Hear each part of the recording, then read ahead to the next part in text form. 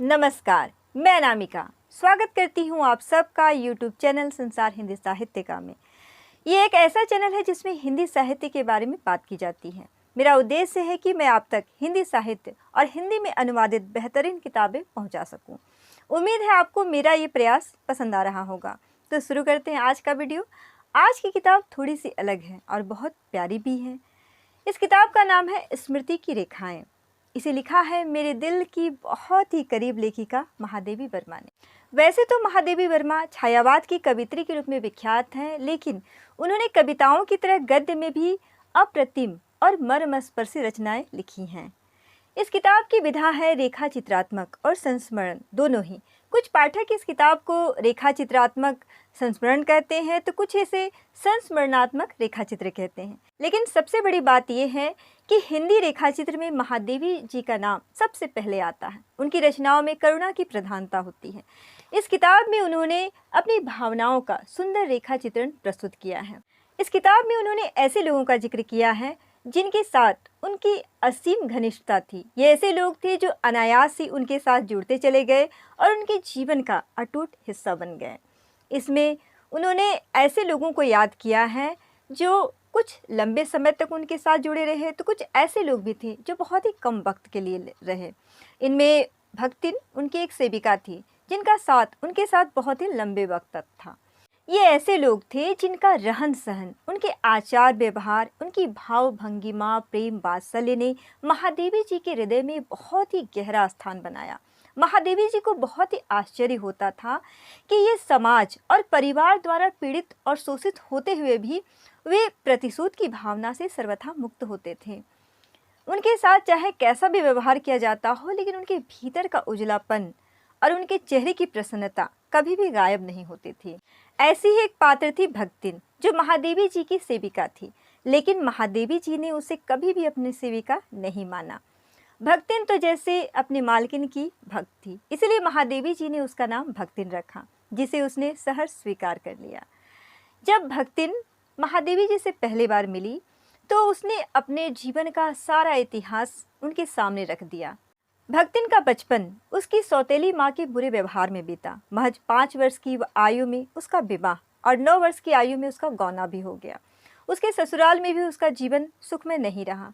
उसके ससुराल वाले उसके साथ दुर्व्यवहार करते थे। परेशान होकर के वो अपने पति के साथ अलग हो जाती हैं। भक्तिन बहुत मेहनती थी, इसलिए दोनों पति पत्नी मेहनत करके असीम संपत्ति अर्जित कर लेते हैं। वह अपनी बड़ी बेटी का विवाह बहुत ही धूमधाम से करती हैं, लेकिन किस्मत को शायद कुछ और ही मंजूर था। अचानक उसके पति की मौत हो जाती है। भक्तिन पर तो जैसे पहाड़ टूट पड़ता है, दुखों का पहाड़।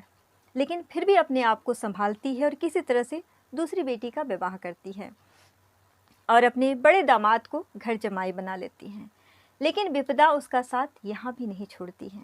बड़ी बेटी असमय ही विधवा हो जाती है। उसके ससुराल वाले उसकी संपत्ति पर बुरी दृष्टि डालते हैं और उसकी बड़ी बेटी पर बार बार दूसरे विवाह के लिए दबाव डालते हैं कि अगर यदि वो दूसरा विवाह कर लेगी तो यहाँ से चली जाएगी और वो भक्तिन से किसी भी तरह से उसकी संपत्ति हड़प लेंगे।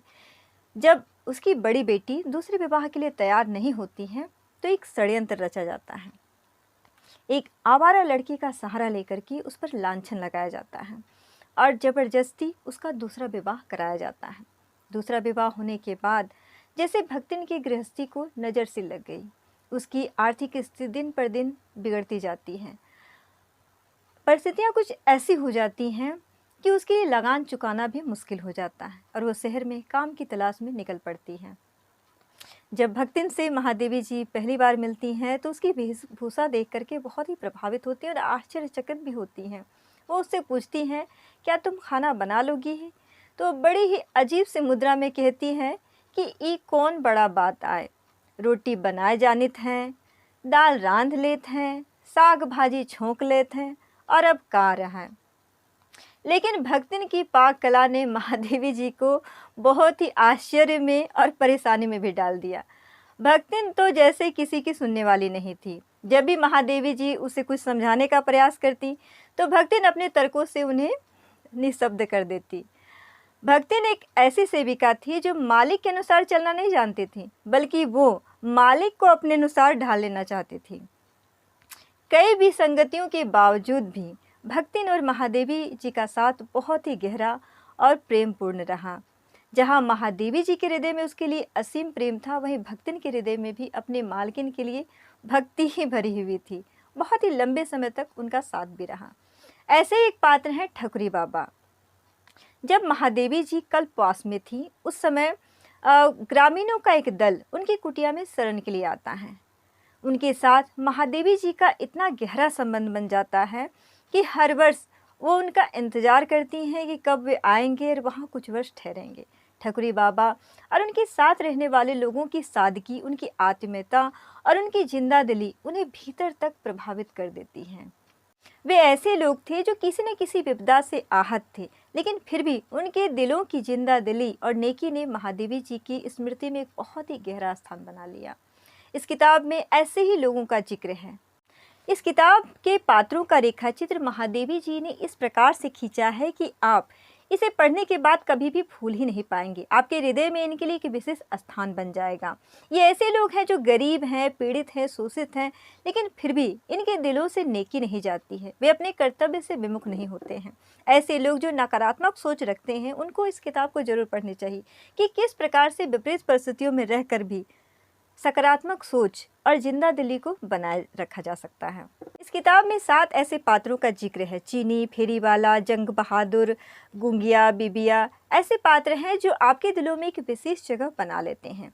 इन्हें पढ़ने के बाद आपके मन में भी एक अमिट छाप हमेशा के लिए रह जाती है। इस किताब को जरूर पढ़ें और अपने जीवन की नकारात्मकता को दूर करें। अपने जीवन में सकारात्मक भावनाएं और जिंदा दिली जरूर लाएं, क्योंकि जीवन में आगे बढ़ने के लिए अपनी सोच को सकारात्मक और अपने विचारों में नेकी को लाना बहुत ज़रूरी होता है, क्योंकि यही तो हमें भीतर से मजबूत बनाती है और आगे बढ़ने का मार्ग देती है। तो ऐसी ही किताबें पढ़ते रहें। उम्मीद है आज का वीडियो आपको ज़रूर पसंद आया होगा और अच्छा लगा होगा तो इसे लाइक कीजिएगा, नहीं पसंद आया होगा तो डिसलाइक कर दीजिएगा। और अभी भी सब्सक्राइब नहीं किए हैं तो ज़रूर कीजिएगा, ताकि अलग अलग तरह की किताबों की जानकारी आपको मिलती रहे।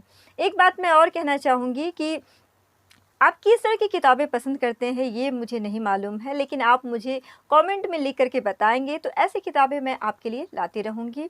अपने अनमोल विचार मुझ तक पहुँचाते रहें। साथ ही अगर ग्रामीण परिवेश आपको पसंद है और वहाँ के लोग आपको भाते हैं तो उन पर आधारित फणीश्वर नाथ की रेणु की किताब मैला आंचल के बारे में आप जानना चाहते हैं तो उसका लिंक मैं डिस्क्रिप्शन बॉक्स में डाल दूँगी। आप वहाँ पर जा करके उसके बारे में भी जान सकते हैं। तो आज के लिए इतना ही। मिलते हैं अगले वीडियो में, तब तक किताबें पढ़ते रहिए, किताबों से जुड़े रहिए। बाय।